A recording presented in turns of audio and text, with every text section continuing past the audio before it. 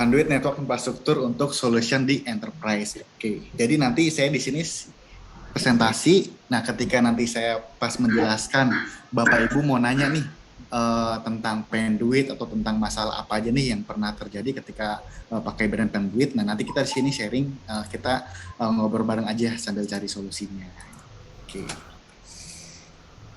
Oke, nah. Oke, nah di sini saya mulai.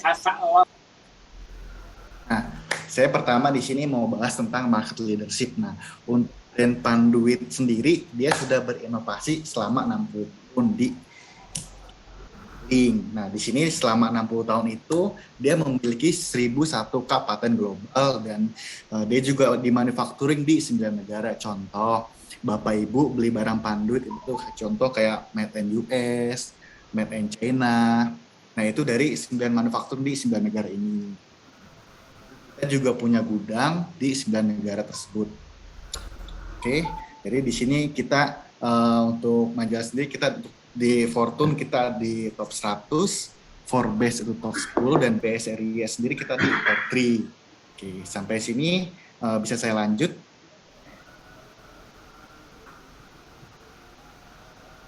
Lanjut, Pak. Oke. Lanjut. Oke, nah di sini untuk di sini sebenarnya lebih ke pemetaan Pak ya. Nah, untuk di sini kan ada beberapa poin yang akan saya show off. Contoh yang tadi saya bilang dia 9 manufacturing di 9 negara. Nah, kita juga punya 7 kantor sales dan juga ada di sini ada yang namanya Customer Briefing Center. Nah, Customer Briefing Center ini apa sih? Nah, contoh Customer Briefing Center ini di mana semua barang-barang yang ada di Panduit itu diinstalasi mulai dari yang besar dari containment rak sampai yang kecil seperti modular, petskot dan aksesoris lainnya. Jadi ketika ada user mau bangun project, nah tapi dia pengen tahu nih Panduit itu udah sejauh mana sih, apa aja sih barang yang mereka punyanya. Jadi kita di sini bisa ajak user tersebut untuk mengenali lebih dekat atau lebih jauh tentang Penduit itu sendiri dengan kita ajak mereka ke CBC, Customer Briefing Center. Nah, untuk CBC ini yang terdekat kebetulan kita ada di Singapura. Nah, biasanya tiap tahun kita ngundang beberapa user ke CBC ini. Jadi berhubung kita sekarang lagi COVID, jadi untuk kunjungan ini kita via online. Seperti itu, Pak. Nah, dilanjut. Nah, untuk riset and development ini kita di US ya, Pak. Jadi barang Panduit itu barang US seperti itu, Pak.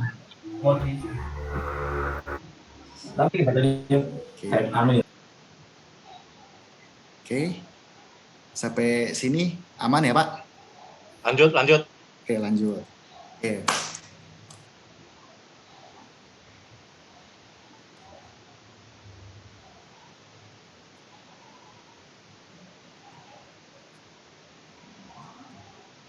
Nah, di sini untuk customer. Nah, untuk customer sendiri kita kuat di bidang perbankan. Contoh kayak BI, BCA, Mandiri, BTN. Sebenarnya kita ada beberapa banyak customer untuk di perbankan. Karena untuk perbankan sendiri 90% itu kita yang pegang, Pak. Berhubung strategi pakai yang ini, jadi saya kasih show off yang ini dulu. Nah, lanjut. Nah, ini untuk government-nya ada di OJK, Pertamina, Angkasa Pura, dan BUMN. Dan untuk di pendidikan juga kita ada, Pak.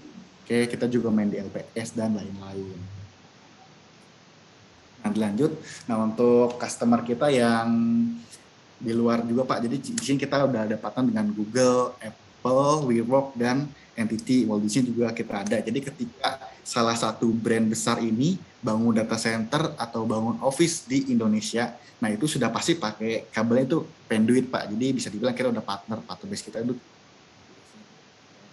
Kita bisa lihat nih contoh kayak Google kan lumayan besar, nah itu udah pakai kita juga. Jadi dari customer kita yang lumayan besar seperti, jadi kita pede, Pak, untuk maju ke proyek-proyek yang lebih besar lainnya, seperti itu. Oke. Nah, untuk Bapak dan tim nih, pernah nggak sih ngeliat infrastruktur cabling yang kayak gini? Pernah nggak? Coba kita sambil sharing bareng-bareng nih, Pak. Pernah. Kira-kira gimana nih, Pak, Bu, ketika Bapak Ibu dapat infrastruktur cabling yang kayak gini nih? Kira-kira Pak enaknya Zazim pernah gimana ya? nggak Pak Zazim Ju? Tinggal tidur, Pak. Nah, biasanya kan ketika kita nemu instalasi cabling yang udah bisa dibilang udah kayak bihun atau mie yang udah berantakan banget. Nah, biasanya kan ada beberapa faktor, Bapak Ibu, yang menyebabkan infrastruktur cabling kita tuh tidak beraturan dan tidak sesuai standar yang seperti di foto tersebut. Nah, kalau seperti ini juga, nah ini kan lebih ke voice, nah ini juga lumayan berantakan nih. Oke, atau seperti ini. Nah, bisa jelaskan kenapa sih foto-foto yang tadi itu dari infrastruktur kabelnya kurang bagus? Biasanya ada beberapa sebab, Bapak Ibu. Contoh yang pertama, manajemennya kurang baik. Terus yang kedua, perencanaannya yang kurang matang. Terus yang ketiga, mungkin awalnya manajemennya sudah baik, perencanaannya sudah matang, tetapi ada additional yang tidak mengikuti aturan dan tidak sesuai standar. Jadi makanya untuk infrastrukturnya jadi berantakan. Jadi seperti itu yang menyebabkan infrastruktur itu tidak baik ya. Jadi masalah-masalah yang tadi saya bilang, jadi seperti yang saya bilang. Ya, nah, dari saya sendiri sebenarnya saya yang paling oke tuh untuk infrastruktur yang kayak gini, yang kita sarankan tuh yang seperti ini, yang kita kasih ke user tuh yang seperti ini. Karena ketika kita mempunyai infrastruktur cabling yang baik, ketika ada trouble kita tuh nggak pusing nyarinya kayak gimana. Jadi tinggal lihat dari pemetaannya aja. Oke. Ini ada beberapa contoh. Nah, saya tunjuk dengan kursor. Nah, ini untuk fiber optiknya.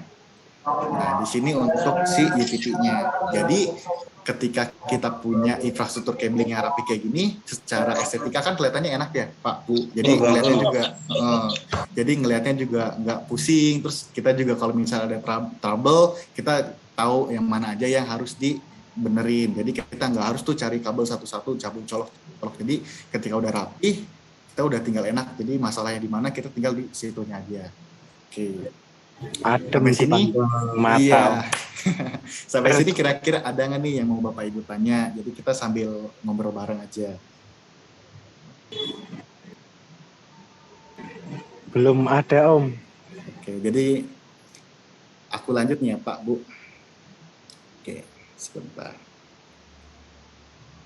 Nah, di sini untuk kabel UTP dan kabel EVO, kita di sini ada yang namanya fiber runner itu untuk FO dan si wire grid itu untuk si UTP. Jadi kita biasanya untuk penginstalan si fiber runner dan FO itu kita biasanya adanya di atas rak. Jadi lebih kelihatan rapih dan kita juga emang sesuai standarnya. Jadi untuk lebih detailnya spesifikasi nanti ada di slide selanjutnya. Oke. Nah, tapi untuk Bapak Ibu untuk gambar seperti ini biasanya udah pernah lihat atau emang baru pertama lihat untuk gambar yang wire grid atau fiber runner dari brand Panduit?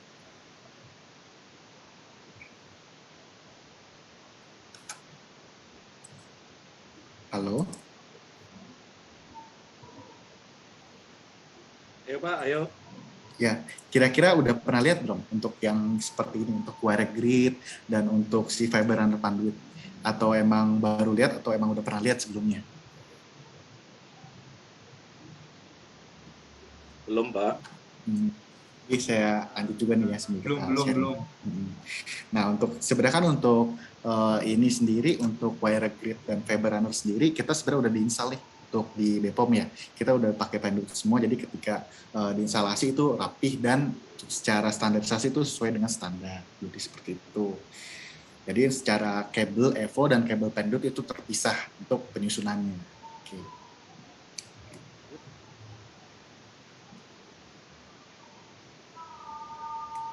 Nah, di PowerPoint ini ada beberapa yang akan saya bahas. Jadi untuk di Enterprise Network Solution ini, contoh ada beberapa yang akan saya bahas. Contoh konektivitas dan cabling, kabinet dan kabel manajemen, routing, zona cabling system, outlet dan security, grounding bonding, dan kabel disk, labeling, dan lainnya. Jadi ketika saya menjelaskan poin-poin yang saya sebutkan tadi, di tengah penjelasan saya ada yang ingin tanya, kita tanya aja, kita ngobrol bareng, kita saling diskusi. Oke, Bapak Ibu ya, aman ya?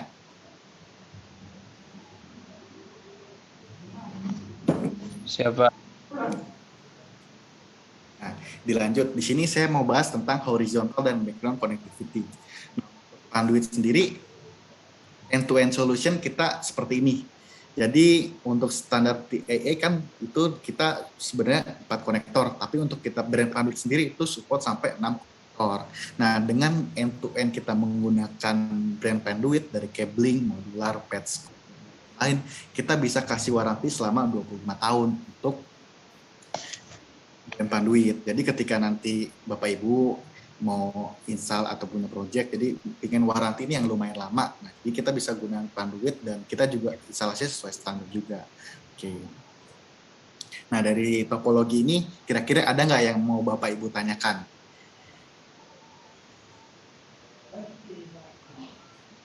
Mau tanya Pak? Ya Pak, boleh. Beda dari yang disampaikan boleh Pak? Boleh, nggak apa-apa Pak. Kita kan di sini sambil sharing aja Pak, sama-sama. Kita kan teknisi Pak, ada banyak merek kabel di pasaran. Kenapa Yap, harus panduit Pak? Apa keunggulan panduit dibanding produk yang lain Pak? Oke, kenapa kita harus pakai panduit? Kenapa kita nggak pakai yang lain? Oke, yang pertama saya jelaskan untuk panduit sendiri. Mungkin orang taunya brand kita untuk harga lebih sedikit tinggi ya Pak ya? Apakah benar? Nah, untuk penduit sendiri biasanya kita bisa kasih nih Pak justifikasi kenapa sih kita harus pakai panduit. Yang pertama untuk spesifikasi cabling kita. Mungkin Bapak untuk Cat 6 ya, mungkin kalau yang Bapak tahu dan umum itu untuk megahertznya itu di 250 MHz Pak ya untuk yang Cat 6. Tapi untuk Cat 6 panduit kita sendiri itu ada di 350 MHz. Jadi up to dari yang barang-barang yang tadi Bapak bilang brand-brand lain. Jadi dari situ kita bisa tunjukin apa sih kelebihan kita. Nah, untuk cara kelebihan kita yang tadi saya bilang tadi, untuk megahertznya kita lebih tinggi dari brand-brand pada umumnya, seperti itu sih Pak. Terus yang kedua, ada beberapa barang yang mungkin brand lain tidak punya. Contohnya nanti saya akan dijelaskan di slide-slide berikutnya Pak untuk barang-barang tersebut. Oke. Oh, Oke. aku join. Ada lagi Pak? Antara cukup Pak, lanjut Pak. Oke. Pak, Cok. Ya.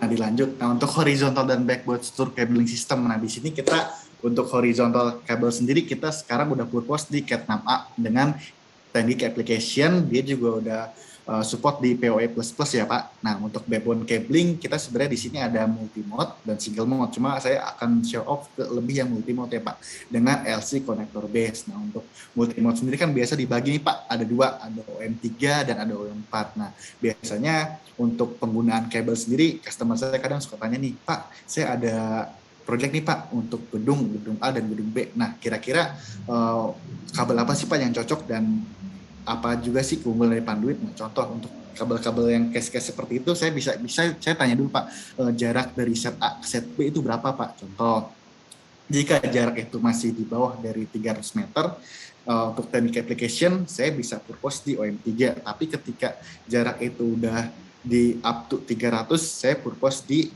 yang OM4 up to di 400 meter. Biasanya case-case seperti itu kan kadang user tanya tuh kira-kira kabel apa sih yang cocok ketika jarak tertentu.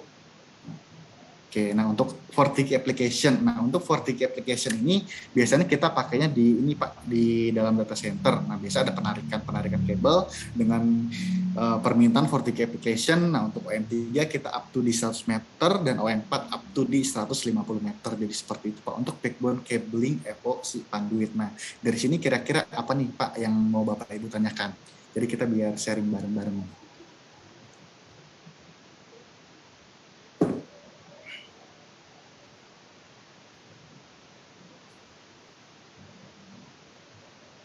Aman sih Pak, lanjut aja. Aman ya, lanjut ya. Jadi kalau misalnya nanti pada saat saya menjelaskan Bapak Ibu mau tanya, jadi langsung ditanyakan aja Pak Bu. Oke, terima kasih. Lanjut aja Pak. Oke. Nah, selanjutnya kita ada di yang namanya Cooper dan Connectivity. Nah, Cooper dan Connectivity ini kita di sini ada complete end-to-end cabling solution. Nah, yang tadi saya bilang ada beberapa produk panduit yang memiliki hak paten yang di brand lain mungkin tidak ada. Nah, di sini saya akan bahas yang pertama untuk horizontal cable. Nah, untuk horizontal cable di sini ada yang mau saya show off. Yang ini ya untuk horizontal cable sendiri, kita tahan di temperatur sampai 75 derajat Celcius untuk horizontal cable tersebut. Modular dilanjut, nah untuk modular kita udah standarisasi, kita juga udah lulus pengetesan juga. Nah, untuk modular kita sendiri biasanya lebih suka nih installer pakai model panduit karena tipenya bukan tipe panstool. Jadi tools, jadi nggak perlu alat banyak untuk menginstalasi modular si panduit. Jadi seperti itu Pak. Jadi untuk modular panduit sendiri tipe kita itu minicom, bukan yang keystone. Jadi seperti itu. Oke.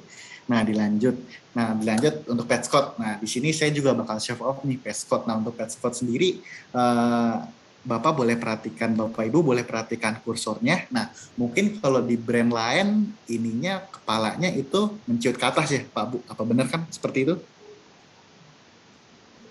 Nah, untuk brand lain biasanya menciut ke atas. Nah, untuk panduit sendiri itu tidak, itu dia model Tanger Flash. Kenapa model Tanger Flash? Jadi ketika kita memiliki model seperti ini, nah ini mengurangi resiko kepatahan pada pala RJ tersebut karena untuk barang ini biasanya rawan patah nih Pak Bu. Dan ketika sudah patah, dicolok ke modular itu kadang udah nggak presisi dan gampang copot. Biasanya seperti itu. Makanya untuk panduit sendiri berinovasi untuk bikin si Tanger Flash itu.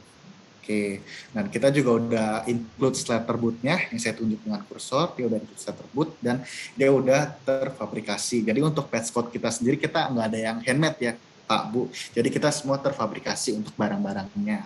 Oke, nah dilanjut. Selanjutnya di sini ada patch panel. Nah untuk patch panel kita ada yang unik nih.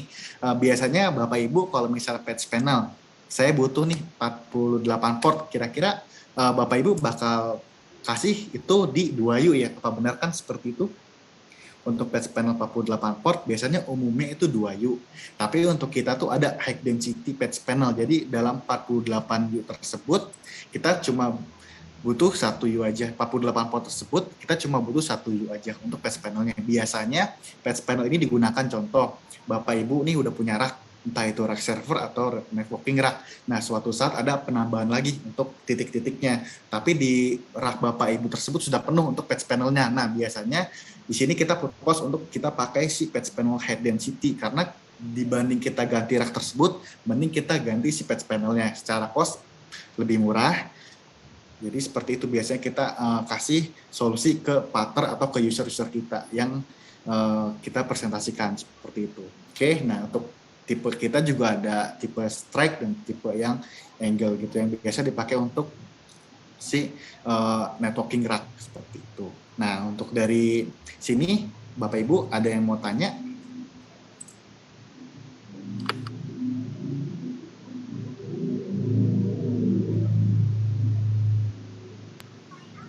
Masih aman Pak. Siap Masih lanjut. aman ya? Lanjut Pak, lanjut. Oke. Lanjut Pak. Lanjut aja dulu.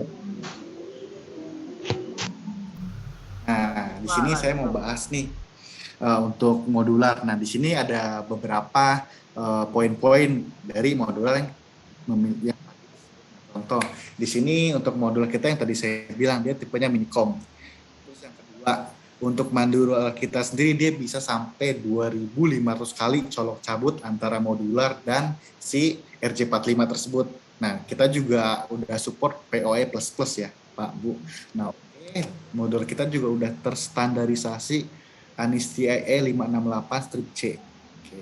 Nah, bentuknya juga wire cup dan kita juga untuk modular ini kita bisa diinstal di patch panel yang 48 port dalam 1U dan kita untuk modular jadi dari Cat 5E sampai Cat 6A kita ada, dari yang shielded dan unshielded juga untuk modular kita ada. Jadi untuk modular kita lengkap. Oke. Nah di sini mungkin Bapak Ibu pernah nggak lihat Petscot dengan diameter yang tipis dan kecil sebelumnya? Biasanya Bapak Ibu kalau pakai Petscot paling pendek itu ukuran berapa meter sih Pak Bu? Kalau saya boleh tahu.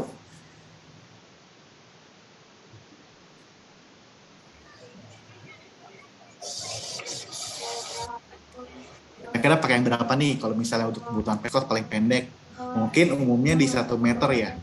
1 meteran. Ya, 1 meter. Karena 5 meter. karena untuk petskot mungkin umumnya orang paling pendek itu pakai di yang 1 meter ya. Nah, jadi kita sendiri di sini ada petskot yang unik nih. Ini petskot kita 28 AWG dengan ukuran 6 sampai 8 in, itu sekitar 15 sampai 20 cm.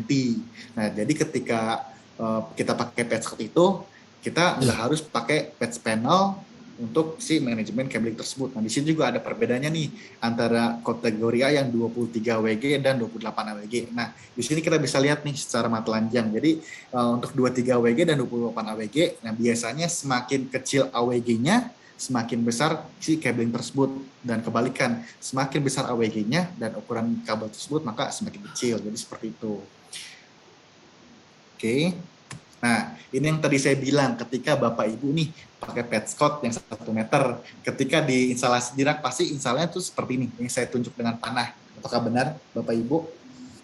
Nah, pasti dia pakai patch pen, pakai wiring management, terus kabel itu pasti dibuang ke samping kiri atau samping kanan. Tapi ketika kita ukuran 6 sampai 8 inch, nah itu kita tidak harus memakai yang namanya wiring management lagi. Jadi kita tinggal direct patching aja. Jadi secara cost kita tidak terlalu mengeluarkan lebih banyak, dan secara estetika itu kelihatannya lebih rapi. Jadi contoh seperti foto yang ada di slide presentasi saya. Nah, sampai sini kira-kira apa nih yang mau Bapak Ibu tanyakan dari petskot penduit tersebut? Mau tanya Pak, kalau Yap. untuk perapian itu bisa rapi banget itu susah amat ya. Biasanya untuk perapihan ya Pak ya. Biasa perapian itu kadang kita lihat dulu nih Pak, seberantakan apa sih kabelnya. Kalau emang masih bisa ditanganin ya kita rapiin lagi. Tapi kadang kan seperti slide yang saya pertama tadi yang benar-benar acakan, yang mending kita inian ulang aja, recabling ulang aja semua kan. Biasanya kan seperti itu. Karena untuk perapian sendiri biasanya ada kabel-kabel yang nggak boleh cabut sembarangan. Biasanya kan seperti itu tuh. Kita ngehindarin lah untuk pas kita ngelakukan perapihan, jadi kita menghindari kabel-kabel yang biasa dibilang kabel penting nggak boleh dicabut. Nah biasanya kalau kayak gitu kan agak susah juga nih, makanya untuk perapian biasanya kita dari awal kita perencanaannya kita rencanain dulu nih, kita susun, kita bikin SLD-nya, susunannya yang benar yang seperti apa. Biasanya seperti itu kita sebelum terjadi si rak tersebut berantakan, biasanya kita ini dulu, suges dulu sih kita. Nah, kalau untuk perapian biasanya emang kalau saya sendiri kan lihat case-nya dulu sih Pak biasanya Pak. Kalau emang masih bisa kita tangani rapihin ya kita oke. Tapi emang kalau benar-benar berantakan banget paling kita recabling ulang sih biasanya. Kalau gambling ulang itu biasanya setelah dicabut, colokin, sudah potnya sudah ditandai sama, tapi di ujung itu nggak ada akses itu. Susahnya di situ. Ya mungkin itu biasanya kan kalau kerjaan kayak gitu biasanya udah beberapa vendor yang megang sih Pak biasanya. Karena kita nggak tahu nih awalnya gimana nih, penyusunannya gimana, untuk labelingnya gimana, pemetaannya gimana, kan agak bingung tuh Pak biasanya ya. Nah jadi dari situ kan kita tambah lagi tuh additional cabling tanpa sengaja secara susunan emang udah nanti nggak sesuai standar. Biasanya seperti itu sih. Siap Pak. Nah untuk pertanyaannya, apakah ada lagi yang bisa kita sharing bareng? Kita juga sambil belajar bareng ya Pak. Aku juga masih sambil belajar nih Pak. Terima kasih Pak. Jadi harus ada sketsanya dulu. Kita biasa gitu dulu sih. Kita bikin SLI-nya gimana, susunannya gimana yang baiknya. Baru nanti kita terapin di lapangan. Jadi seperti itu Pak. Jadi nggak asal kita pasang, colok. Jadi nggak kayak gitu. Jadi kita pakai konsepnya dulu. Oke, ada lagi?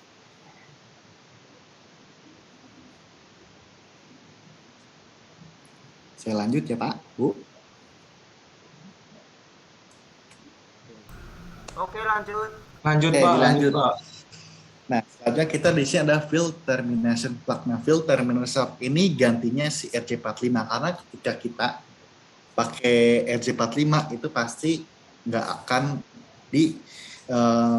bisa tuh untuk klaim waranti, karena untuk RJ45 itu sendiri karena nggak sesuai dengan standar. Kenapa saya bilang nggak sesuai standar? Karena yang pertama, ketika kita crimping, contoh ada 200 titik, mungkin kita untuk crimpingan yang pertama, kedua, ketiga itu oke. Tapi untuk crimpingan selanjutnya kan yang namanya tekanan dari tangan manusia pasti ada melesetnya juga kan Pak Bu, ketika Bapak Ibu bikin patchcode aja kan ada yang connect, ada yang nggak connect. Makanya kita menghindari untuk pemakaian RJ45 itu sendiri untuk klaim waranti. Jadi ketika kita pakai RJ45 itu otomatis kita nggak bisa diklaim waranti karena tidak sesuai standar. Nah maka dari itu di sini kita ada yang namanya field termination plug. Nah untuk field termination plug itu bentuknya seperti ini. Jadi depannya itu RJ45 tapi belakangnya ini modular. Jadi seperti modular dan dia juga sudah ada sustan warnanya. Jadi kita tinggal mengikuti aja. Nah untuk field termination plug ini kita ada di cat 5E sampai cat 6. Nah biasanya untuk field termination plug ini gunain di ujung CCTV, access point, dan lain-lainnya. Contohnya seperti ini.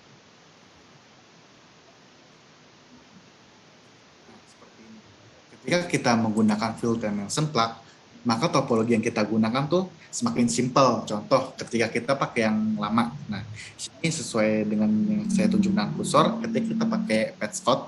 Nah, dari switch ke patchcode horizontal ke patchcode lagi baru ke network device. Tapi ketika kita pakai field termination plug, dari switch, patchcode, horizontal cable, ujung horizontal cable tersebut, dia udah si RJ45 yang filter plug itu sendiri. Jadi lebih mudah, kita nggak harus beli patchcode lagi. Nah dari sini kita bisa lihat nih, dari sini kan kita udah bisa nih menghemat cost untuk pengeluaran si patchcode tersebut. Seperti itu. Jadi membuat kita tuh semakin simpel. Jadi nggak harus kayak pakai patchcode lagi untuk ujungnya. Terus secara lebih murah. Karena ketika kita beli filter plug harganya tidak semahal kita beli patchcode. Nah, filter mendesak biasanya dipakai di aktivitas seperti apa? Contoh, wireless access point, security kamera, sensor, akses modul, PO lighting, digital display, dan lain-lain. Jadi, aktif device yang barusan saya sebutkan itu biasanya sudah menggunakan filter plug. Dan dari saya sendiri biasanya saya propose untuk menggunakan filter plug user atau partner. Kita hemat cost karena kita nggak harus beli lagi. Dan secara topologi pun lebih simpel seperti itu. Gue sebelumnya udah pernah nemu belum untuk filter plug ini sendiri? Udah secara langsung atau udah pakai juga?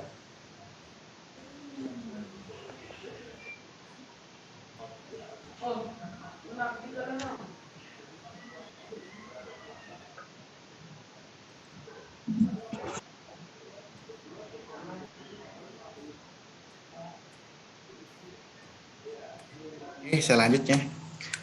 Kita juga tadi kita udah bahas tentang UTP ya. Sekarang kita beralih ke fiber optik. Nah, untuk fiber optik kita juga fiber optik di sini untuk fiber cabling system kita di sini ada beberapa variasi untuk kabelnya. Contoh indoor outdoor, kita juga ada multi mode single mode, kita juga ada OM3 sampai OM4 fiber optik sendiri juga kita di sini ada patchcode-nya, ada fiber panel, dan ada aksesoris lain untuk patchcode. Untuk konektor kita di sini udah LC konektor base dan oke. Nah, selanjutnya di sini ada yang namanya physical layer security. Nah, ini waktu pameran kemarin ya banyak nih orang yang mungkin baru pertama lihat nih physical security kita. Untuk physical security kita itu di sini ada yang namanya login dan logout device. Nah, kita ada dua. Nah, logout device sendiri itu seperti ini. Jadi ketika Bapak Ibu nih beli switch itu biasanya ada di 24 port ya. Nah, ketika Bapak Ibu cuma makainya 14 port atau 15 port, kan ada beberapa port yang kosong. Nah, biasanya di situ saya suggest tuh pakai logout device, karena ketika kita pakai logout device, kita itu orang nggak bisa sembarang colok untuk ngambil data kita, jadi lebih rapi juga kelihatannya. Jadi orang nggak bisa colok, dari keamanan fisikal juga kita oke. Jadi seperti ini. Untuk itu kita ada di fiber optik, SCLC, USB juga kita ada, dan RJ45 juga kita ada. Nah selanjutnya kita di sini ada lock-in device. Nah untuk lock-in device sendiri kita ada yang seperti ini.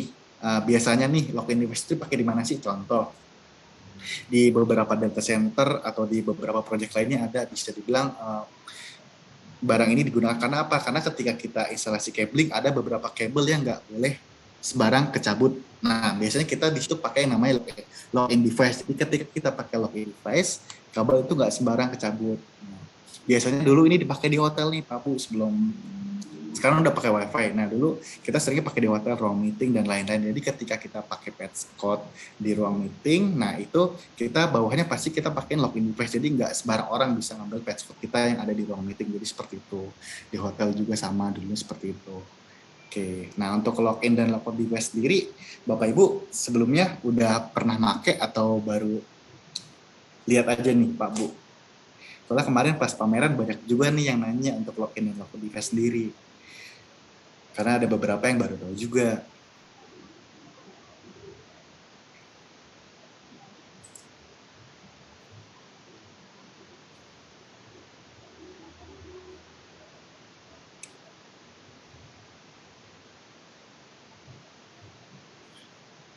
Oke, bisa saya lanjut? Lanjut, Pak. Lanjut, Bang. Oke, siap. Lanjut, Bapak. Lanjut. Lanjut Bapak. Lanjut Mas. Selanjutnya kita masuk ke labeling solution. Nah, kita juga selain di cabling, kita ada labeling juga. Karena labeling juga sangat penting ketika di suatu project. Nah, untuk labeling sendiri biasanya untuk pemetaan. Jadi labeling sendiri, kita di sini ada dua tipe. Yang pertama handheld, yang kedua desktop. Nah, untuk labeling sendiri kita biasa purpose di handheld karena mudah dibawa kemana-mana aja. Terus kita juga di sini ada beberapa tipe labeling. Nah, ini yang permanen, ini yang rotate. Yang rotate itu jadi dia bisa diputar ke atas bawah tanpa kita nyambut kabel atau lihat kabel dari dekat. Jadi kita bisa langsung diputar aja. Oke, selanjutnya kita juga ada tipe flag, yang bendera. Nah, selanjutnya juga ada tipe etching yang biasa digunakan untuk fiber optik. Jadi seperti itu. Nah, untuk labeling juga sebenarnya kita ada juga, kita support untuk labeling. Nah, dilanjut. Selanjutnya kita di sini ada yang namanya kabel dan aksesoris. Nah, untuk kabel dan aksesoris sendiri kita biasanya gunain yang namanya hook and loop. Orang biasa sebutnya velcro. Nah, kenapa kita pakai hook and loop? Kenapa kita nggak pakai kabel tis? Nah, yang pertama, ketika kita pakai kabel tis dan pada saat penarikan kabel kita pakai kabel tis dan kita rapikan kabel tis dan pada saat penarikan kabel tis tersebut kencang, nah itu biasanya kulit kabel bakal terluka. Terus yang kedua, untuk kabel tis sendiri itu kita biasa sekali pakai potong buang. Tapi ketika kita pakai velcro itu bisa beberapa kali dipakai. Nah, makanya ketika saya sendiri, saya lebih suka pakai velcro karena untuk velcro sendiri kita bisa beberapa kali pakai dan juga bisa dibilang lebih oke daripada si kabel tersebut. Nah, di sini ada contoh nih beberapa cabling yang udah digunakan velcro-nya. Nah, jadi seperti ini kelihatannya lebih rapi. Nah, secara penggunaan juga dia bisa digunakan beberapa kali. Jadi nggak sekali pakai potong buang, seperti itu. Nah, untuk velcro sendiri juga kita ada beberapa macam warnanya, hitam, merah, orange, kuning, dan lain-lain. Biasanya kita mengikuti sesuai warna cabling aja, biar kelihatan lebih, estetikanya lebih dapat lah, lebih oke. Seperti itu.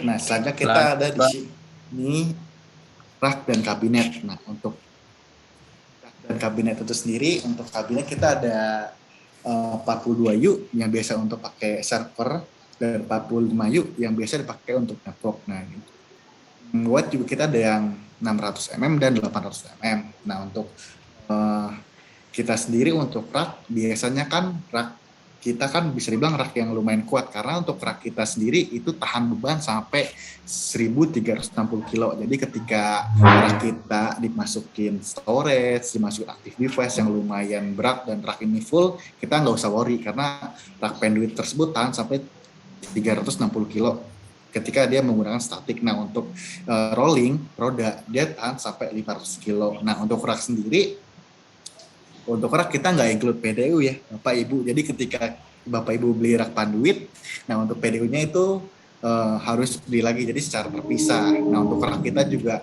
bisa dibilang bukan yang ke knockdown, jadi bukan yang dirakit lagi. Jadi dari Singapurnya sudah seperti ini.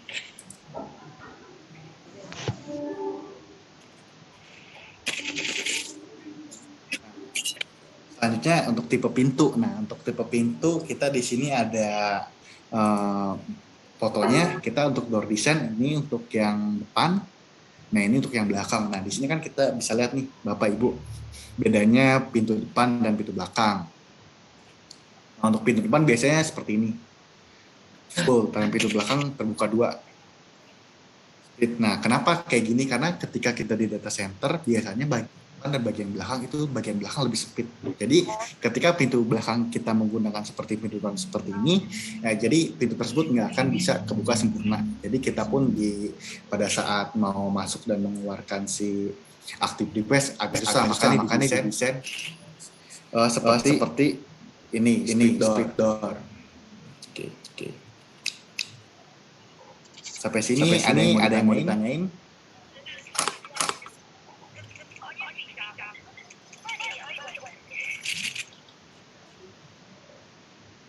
Lanjut Pak. Lanjut. Lanjut. Pak.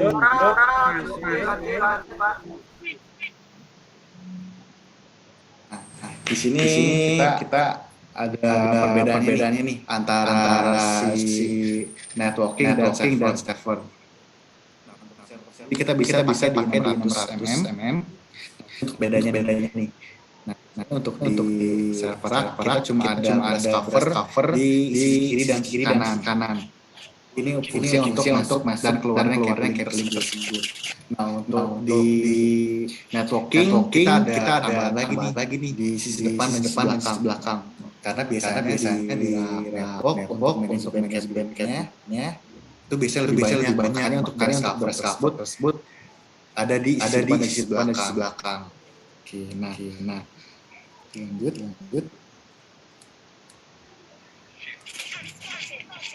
Ini untuk di rak kita ada yang namanya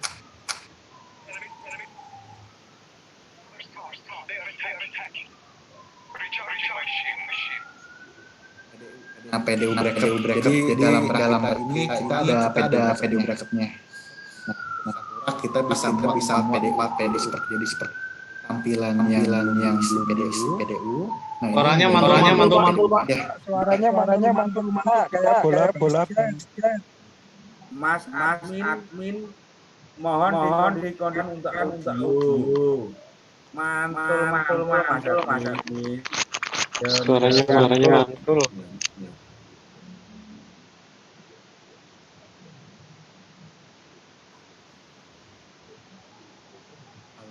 Pak. Kayak yang aku apa Mas. Terima kasih. Nah, kira-kira di sini ada yang mau tanyakan?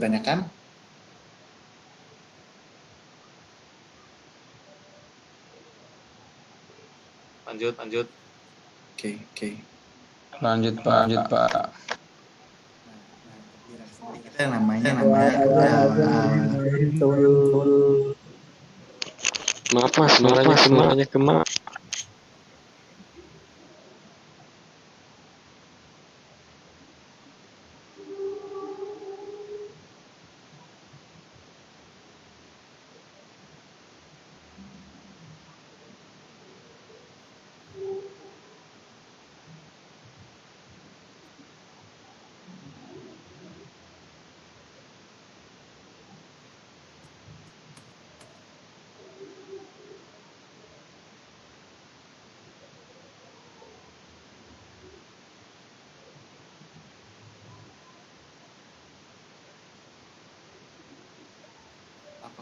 terdengar dengan jelas. Masih bergema, Pak. Masih belum. Pak. Masih bergema.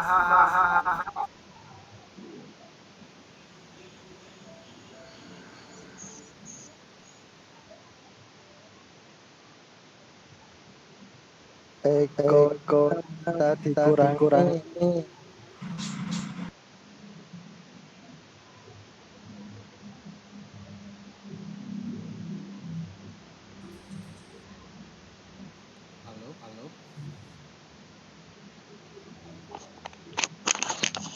Halo Mas, gak ada suaranya. Lanjut Mas. Udah lancar atau masih bergema? Bagus Pak. Sudah Pak. Lanjut. Oke. Sudah Bapak, sudah bagus. Sudah Pak.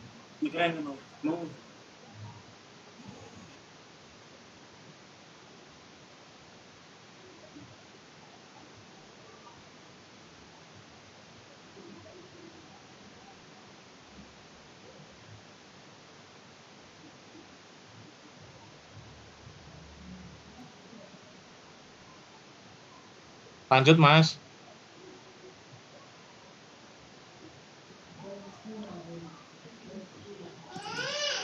Lanjutkan Pak, Oke. ditunggu. Sudah aman, sudah aman. Oke.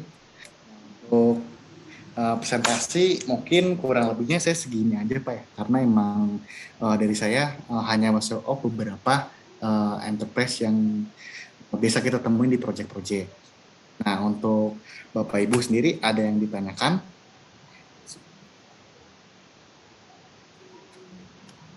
Mau nanya nih Pak. Oke, kita Mau nanya.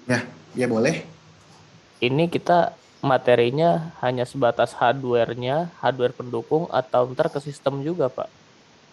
Untuk kita hanya spot di yang ini Pak, secara ini passive device ya Pak kita. Biasanya untuk konfigurasi yang udah masuk ke aplikasi kita biasanya itu ke partner. Nah, kita sendiri cuma support di passive device-nya, contoh kayak yang tadi saya bilang, kabelnya, rak, aksesorisnya, contoh seperti patch code, modular, dan lain-lain. Jadi seperti itu, Pak. Oh, jadi hanya untuk pengenalan hardware-hardware-nya pendukung gitu ya Pak ya? Iya, benar. Jadi hanya kayak cablingnya saja sih, Pak. Karena untuk active device, kita biasanya nggak provide, jadi kita cuma ada di passive device. Oke, makasih Mas. Oke. Ada lagi? Halo, maaf Mas. Iya. Kalau untuk kita tahu masalah harganya itu gimana ya? Halo, Pak. Halo, Iya, Pak. Gimana, Pak? untuk mengetahui harganya itu kita dari mana? Harga Nah, untuk untuk harga kan biasanya kita kan ada di e-katalog juga sih Pak. Nah, biasa kita bisa cek di e-katalog. Terus yang kedua juga kita punya pressis sendiri. Nah, kalau misalnya Bapak pengen tahu harganya, biasa kita bisa kasih nih harga pendiu tersebut. Nanti bisa by email atau by WA. Seperti itu sih Pak. okay. Nah, kita juga sebenarnya pendiu ini kita ada dua nih Pak. Ada yang retail base dan ada yang project base. Nah, biasanya orang keliru nih dari dua sub kita sendiri. Nah, contoh untuk yang saya presentasikan ini kebetulan yang project base itu yang tipenya minicom. Jadi minicom sendiri cuma model si penduit. Nah, untuk yang satu lagi retail base, nah itu tipenya keystone. Nah, keystone itu bisa dibilang ya universal ya Pak. Jadi ketika kita pakai keystone patch panel, nah itu untuk model-model lain itu bisa masuk. Tapi ketika kita pakai yang si panet yang tipenya minicom, nah itu cuma masuk di modular si panduit aja Pak, kayak gitu. Nah jadi untuk harga pun kita ada di Tokped dan lain-lain, tapi untuk si retail base, untuk si project base kita biasanya adanya di yang e-katalog. Oke, paham Pak. Makasih Pak. Pak, mau Yes, Pak. tanya. Halo Pak, mau tanya Pak. Siapa dulu ini? Saya dulu apa Omnya dulu yang tanya? Oh Pak dulu. Pak dulu. Ya, siap.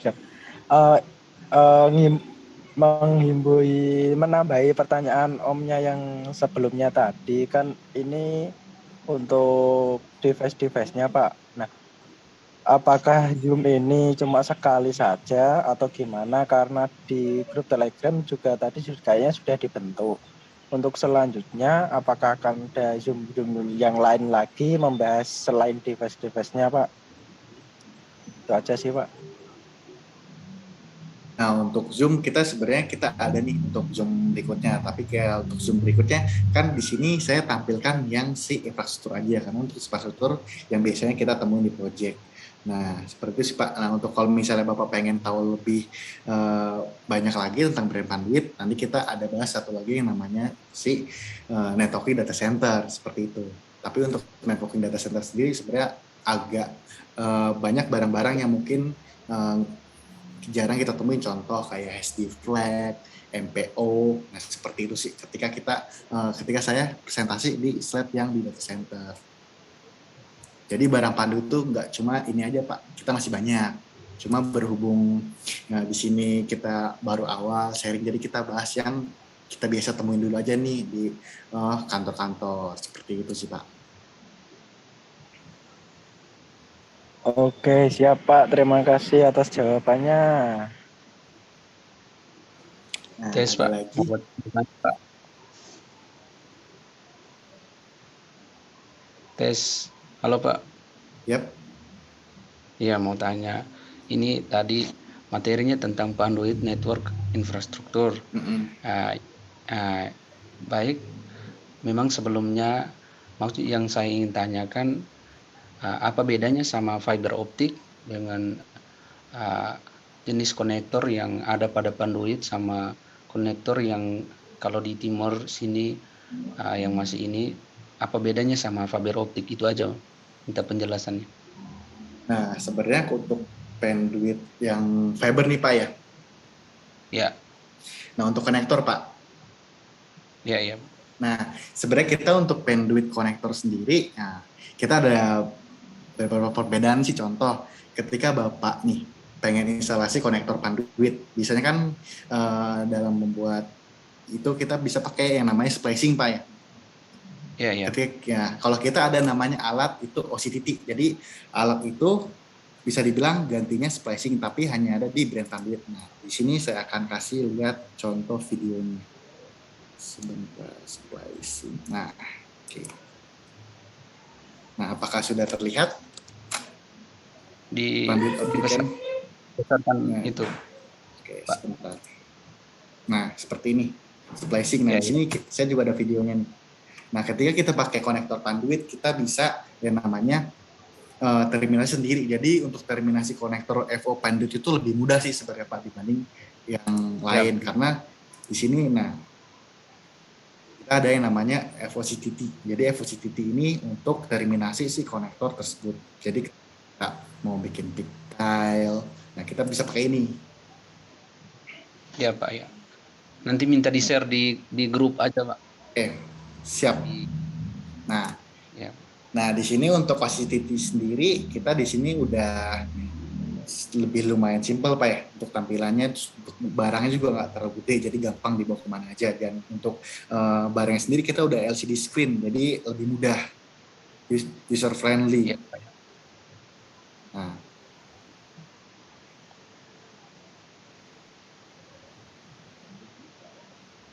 Berarti udah lumayan bagus tampilannya itu, performanya udah bagus. Nah, Nah di sini juga kita ada videonya untuk pembuatan si konektor dalam.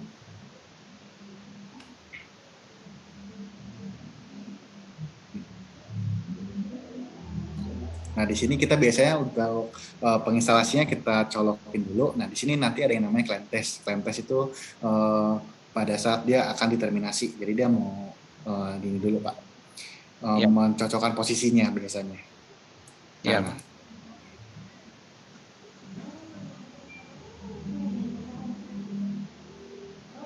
Nah, setelah di claim test kita tinggal putar ke bawah. Nah, itu di sini dB-nya itu 0,24. Jadi untuk dB seperti ini jadi dalam standarisasi dB seperti ini 0,24 itu masih aman, Pak. Nah, secara dB masih aman, secara penginstalan lebih cepat dibanding kita menggunakan splicing, karena splicing sendiri dibakar ya Pak, tapi ini enggak. Iya. Tapi kalau untuk DW sama DW bisa nggak tuh Pak? Gimana Pak? Itu kan kabel Petscore tuh Pak. Kalau misalkan kabel DW sama kabel DW bisa nggak Pak? Apa hampir sama itu gitu? Jatuhnya penyambungan Pak ya? Iya. Ya maksudnya penyambungan gitu, bisa nggak pakai alat ini gitu? Kalau penyambungan kita nggak bisa Pak. Kita di sini khusus untuk si pembuatan Petscore atau pigtail Pak. Oh, untuk pembuatan kepala Petscore-nya ya Pak ya? Petscore, pigtail. Berarti hampir sama kayak ini dong, Fastcore apa namanya? Apa sih namanya? Fastcore ya? Apa sih Pak namanya Pak? Kalau untuk yang fiber optik tuh ada lagi tuh. Fast Cuman di ya fast connector ya itu. Fast connector. Iya, ini yang connector juga, manual Pak. itu fast connector itu. Ya, Tapi Jadi kalau seperti- pakai alat ini mesti diserut dulu sama di clipper atau diserut aja langsung masukin langsung down gitu Langsung. Pak? Apa gimana ya Pak? ya Bang, Eh, gimana cara? untuk pakai alat ini Pak ya, itu diserut Pak, diserut. Kita bisa kan untuk alat ini kita lengkap nih Pak. Biasanya kan kalau kita instalasi kayak gini diserut dulu, terus dielap pakai tisu yang ada alkoholnya seperti itu Pak. Nah baru di clipper dipotong sesuai dengan panjang si konektor. Seperti nggak jauh beda ketika kita install si RJ45 sama UTP. Jadi nggak beda jauh sih Pak konsepnya seperti itu. Oh iya, ya Pak. Jadi di sini alat ini kita bikin patchcode sama bikin pigtail. Untuk penyambungan kita nggak bisa Pak. Jadi alat ini fast connector. Iya Pak.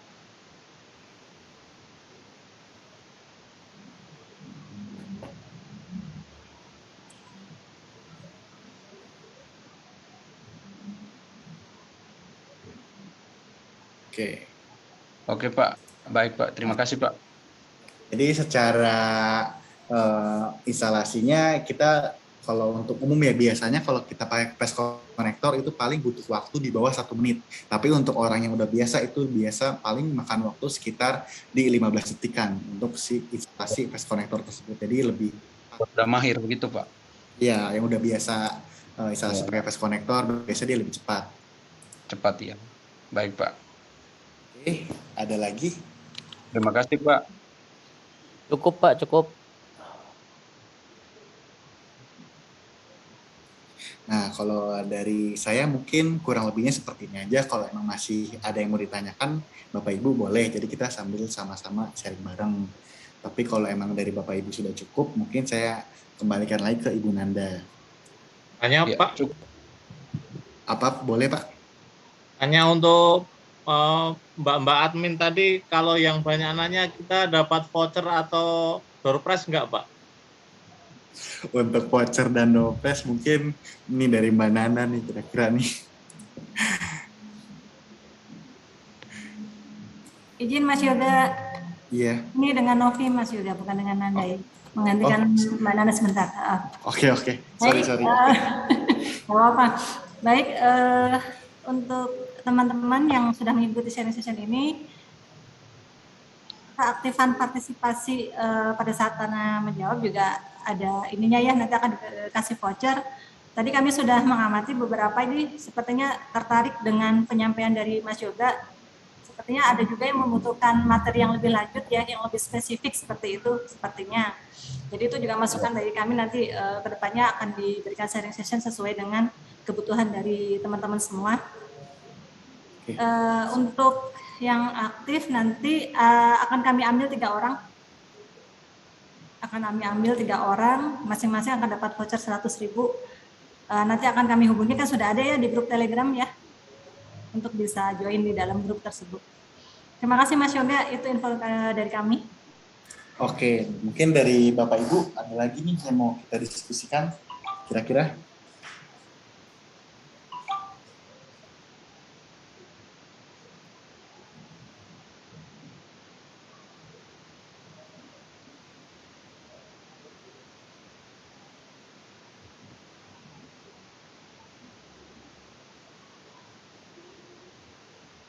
Halo?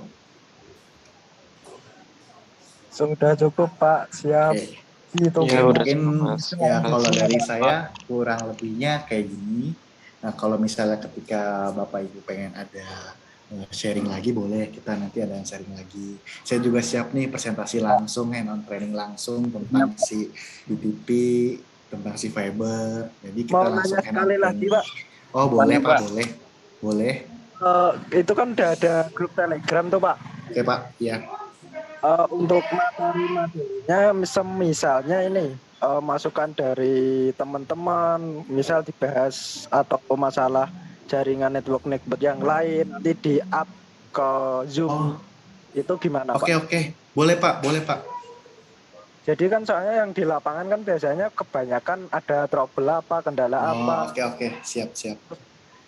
kadang yang lain udah nemuin sesimpel itu cara nyelesain, tapi yang lain kan belum pernah, ada yang belum pernah, jadi masih sulit gitu. Nanti bisa di follow up ke Zoom, dibahas di Oke, Zoom. siap. Jadi kita diskusi by kasus yang ada di lapangan ya Pak ya. Jadi nanti kita sharing bareng ya, menyelesaikan masalah itu. Oke, boleh Pak, boleh. Pak, terima kasih Pak. Mas Aran Oke. Pak. Kalau diterima alhamdulillah. Mau tanya Pak, tes. Iya Pak, boleh. Ya, ini baik. Terima kasih Pak kesempatannya. Kami dari NTT, saya ini mengasuh mata pelajaran jaringan berbasis luas atau WAN. Siap. Di sini lebih menitik beratkan pada materi mengenai jaringan fiber optik. Apakah Bapak bisa bantu untuk memberikan kami ilmu atau tambahan wawasan tentang ini fiber optik, karena boleh Pak. Mohon untuk di pertemuan berikutnya atau bagaimana sarannya begitu Bapak. Oke, siap. Karena kami sangat minim pengetahuan tentang ini. Biasanya hanya cuman sebatas itu saja yang kami dapat. Ya Pak. Siap. Berarti dengan Bapak Petrus yang di NTT nanti kita bisa share lebih lanjut nih Pak nih, untuk next session kita bisa bahas tentang fiber optik. Ya, mengenai Panduit and Solution tadi. Siap. Kebingungan juga sih, tapi ya saya mencoba untuk siap. Mungkin di awal emang kayak gitu sih Pak, karena emang barang-barang kita baru pertama lihat atau kita baru tahu nih Panduit itu. Nah biasa sih untuk di next session ya mungkin kita bisa belajar lebih bareng lagi, kita juga bisa tahu banyak lagi sih Pak. Ya Pak, mohon bantuannya. Siap Pak. Mengenai fiber optik. Itu Pak, cara kerjanya yang lebih ini. Baik. Spesifik begitu. Dan kalau ini Pak, lebih bagusan yang mana, fiber optik atau ini Pak, Panduit? Soalnya supaya kita bisa bisa update juga begitu. Oke, siap. Nanti untuk Bapak sendiri nanti kita ada next untuk Pak ini lagi Pak. Oke, siap. Ada lagi Pak mungkin dari Bapak Ibu yang mau didiskusikan lagi.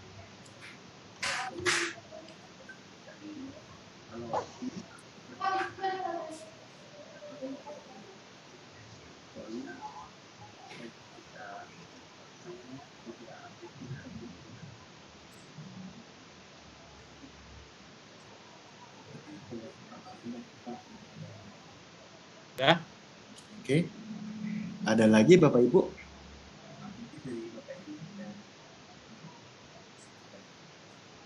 Baik Bapak, kayaknya cukup. Cukup kali ini Bang. Oke, siap.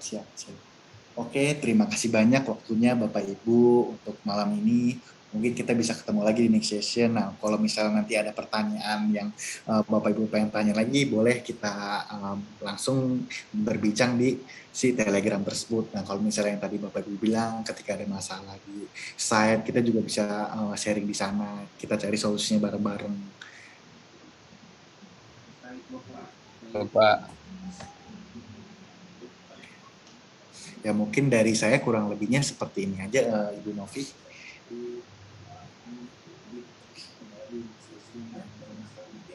Ada yang resen. Terima kasih, ada yang resen Mas Yoga.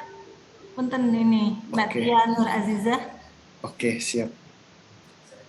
Silahkan Mbak Tia. Bisa di-unmute. Oh, nggak jadi. Oke, sepertinya nggak jadi Mas Yoga. Baik, terima kasih Mas Yoga untuk penyampaiannya. Sepertinya menarik ini dari teman-teman, ternyata jauh juga ya, ada yang dari NTT. Ini Pak Petrus. Salam kenal Pak Petrus. Ya, jauh banget ini dari NTT. Di sana udah jam 9 ya Pak ya berarti?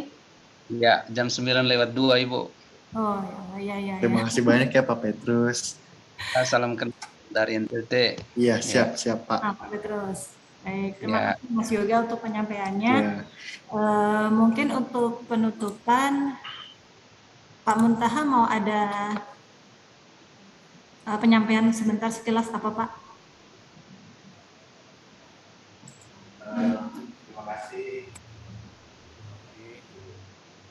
kasih semuanya telah Ya Pak. dari kami dari PT Tandi Berkah Teknologi. Mungkin kedepannya kita akan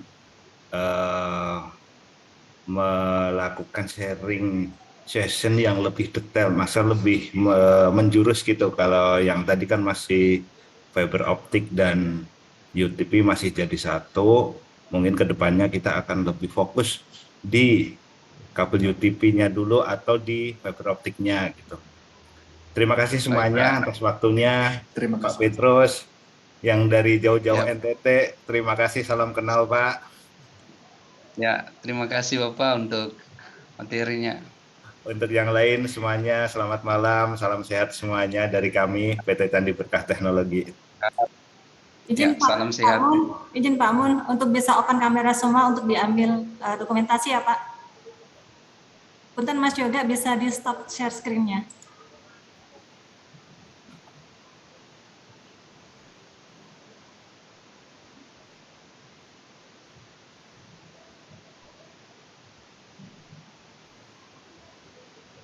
Izin untuk bisa open kamera semuanya untuk bisa diambil dokumentasi. Siap. Ya.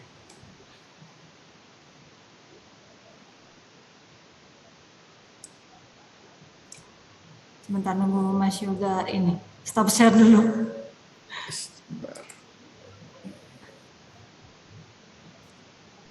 Info sertifikat.